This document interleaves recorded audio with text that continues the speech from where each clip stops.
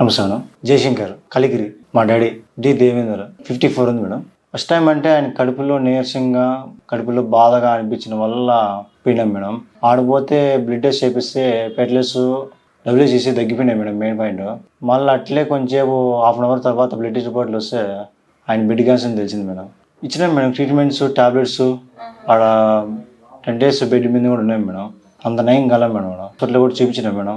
ఆడే ఓకే అయ్యి మేడం బాగా. మళ్ళీ ఇది పిట్స్ కలిపిన వల్ల దానివల్ల ఆయనకు చెవులు 2 నిలబడకుండా వెళ్ళిపోయాయి మేడం. మళ్ళీ వీడికి వస్తుంది మేడం. వీడి నుండి బాగా రెడీ అయ్యి దానివల్ల బాగున్నాడు మేడం. ఏరే అతను చెప్పాడు మేడం మా ఫ్రెండ్.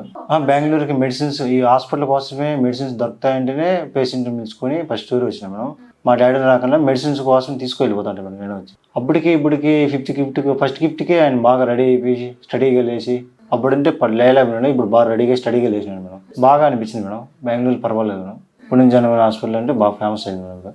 అడిగాను మేడం, ఏమన్నా ప్రాబ్లం ఉన్నా చెప్పండి, మెడిసిన్స్లో ప్రాబ్లం ఉన్నా, లేకపోతే ఏమన్నా ఇబ్బందిగా ఉన్నా, ఆయన కడుపులో నేర్చుకున్నా, కళ్ళు తిరిగినా, లేకపోతే ఆ మెడిసిన్ వల్ల మిగిలిన వల్ల ఏమైనా ప్రయోగం ఉందా లేదా అని అడిగాను మేడం. ప్రయోగం అయితే ఉంది మేడం. ఎందుకంటే ముందు ఆయన లేచేదానికి ఇబ్బంది, పర్వాలేదు మేడం. మెడిసిన్స్ పర్వాలేదు, బాగా పని చేయని, బాగా మంచి లేచి స్టడీగా లేచి నిలబెట్టింది మేడం.